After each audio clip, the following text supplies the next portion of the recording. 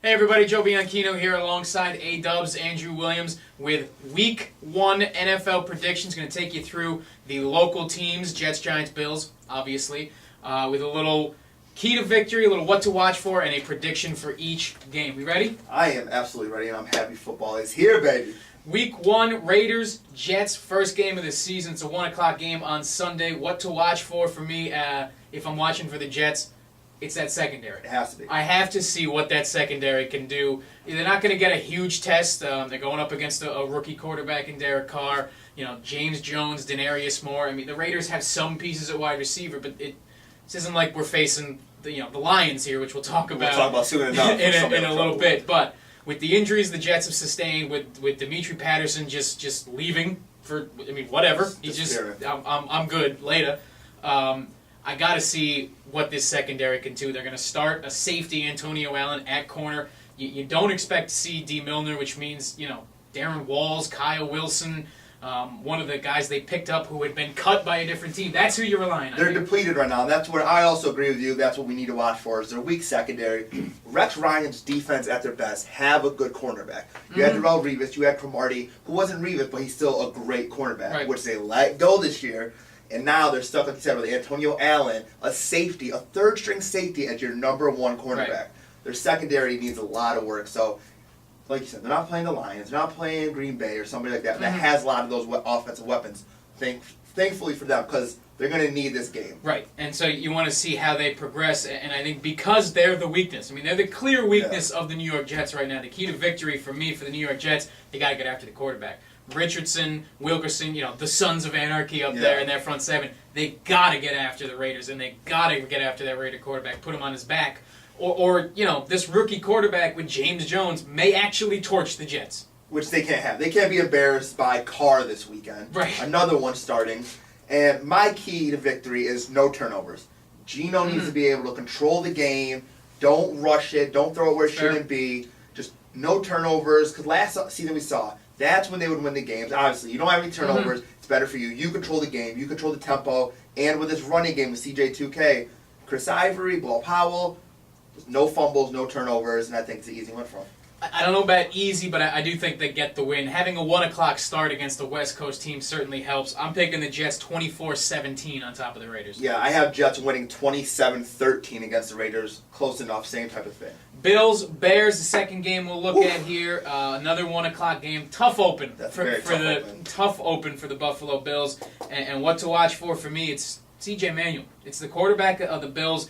Because I think the Bills may be one piece away. They may be a healthy Kiko Alonso and one piece away from really being a very good team. I was very bullish on the Bills. They had some offseason issues with Marcel Darius. They lost Kiko Alonso for the year, and you don't know what to make of E.J. Manuel, who showed flashes, but has been inconsistent and has been inaccurate, according to every beat reporter we talked to, and a lot of preseason showings. He's inaccurate, and you need him to take a step here. They got Sammy Watkins for him. He's got to come out, and Mike Williams. He's got to come out and show something. My biggest thing to watch for is quarterback pressure from the defensive side. Like you said, no Kiko Alonso, so we have Mario Williams there right now, and they lost Jarius Byrd this offseason. Right. So you got to get pressure on him. If you can get pressure on Cutler, he will make a mistake because he's a gunslinger. True. And all these weapons they have on the outside, if you can make him rush, because if he has time in the pocket, he is going to pick you apart. Yeah, and that's, we look to a key to victory for the Bills. I look at that, the loss of Jarius Byrd and who they're facing and say they got to control the ball. They have to keep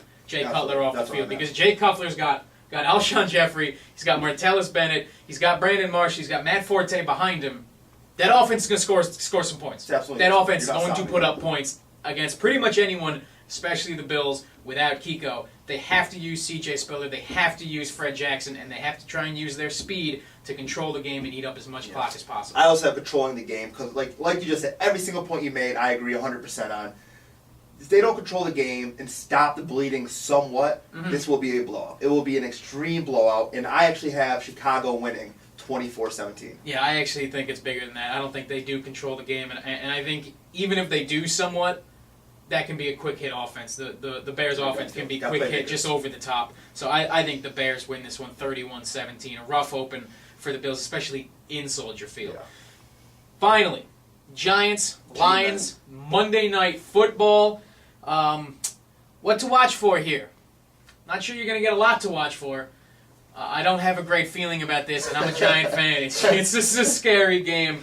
I guess what to watch for, though, is the Giants spent a lot of money and a lot of effort retooling that secondary and really redefining that defense. It's always been pressure the front seven.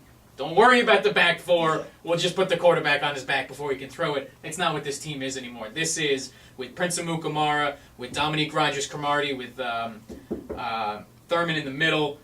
This is a different offense, or this is a different defense. This is a different secondary, and they're going to get a huge test right off the rip with Calvin Johnson and this Lions offense. I want to see how they handle it. Yeah, absolutely. The addition to Golden Tate in the works. You get Reggie Bush, you'll keep Bell in the back. My biggest thing, though, what to watch for is offensive camaraderie. This offense has looked terrible in the preseason. That's the biggest thing. Everybody's talking about their offense. Is it going to be good? Is it not? Under Ben McAdoo, the new coach. You lost your tight end coach. That's my thing. Watch for the offense, and if they can start gelling even somewhat, this might not be as bad as we think it's going to be. Well, I'll tell you, the key to victory kind of falls into that a little bit because the offense has looked bad. Yeah. And Eli Manning, this guy who offensive coordinator Ben McAdoo said, we want him to complete 70% of his throws. He completed 50%, and not even really that. I'm rounding in the preseason. Not a great sign. But what they did do well, at least a little bit, was run the ball. Rashad Jennings was running for over 4 yards a carry. Andre Williams was running for, I think, somewhere around 5 yards a carry. They showed they could do that a little bit. Now, they've lost Jeff Schwartz for the first half of the season on that offensive line, and he was the guy they brought in for $16 million a year to fix an offensive line that was giving up 2.5 sacks a game last year. So, if they're gonna win this game, it's not going to be through the air. I've given up hope on that, at least in the early part of the season. It's going to be run the ball and control that game, much the way I think the Bills have to against the Bears. Yeah. My key to victory is JPP said he wants to get back to the old ways. That defensive line, just like the Bills, has to put pressure on Matthew Stafford. Another gunslinger, same type of thing. If you can get to him and sack him 4 or 5 times, it's a whole different ballgame. Sadly, similar to the Bills, I don't really think there's a lot of hope that the Giants figure. Yeah, I don't think the Giants have a lot of hope to figure this out. Because I think they have to run the ball to win, and I think they're facing Ndamukong Suh and Nick Fairley on that defensive line against a rough offensive line, and I got the Giants going down 24-13 to the Lions. I think secondary may hold Stafford and company in check a little bit, but it's just too much, and the rest of the team's going to do too little. 24-13. Yeah, and Detroit just has too much. Between everything, let's be honest, they have too much, and the Giants don't have enough at this period of time, at the beginning of the season. Maybe when Odell Beckham Jr. is healthy, if he gets healthy. But I have Detroit winning 28-10. 28-10. 28-10, Detroit over New York Giants. Sorry, G-Man. Stock up on the Jets, the Bills, and the Giants. Not so much. Not first week. Comment below. Tell us what you think. We'll be live tweeting all weekend at Joe_1045. And please tell me if I get this right.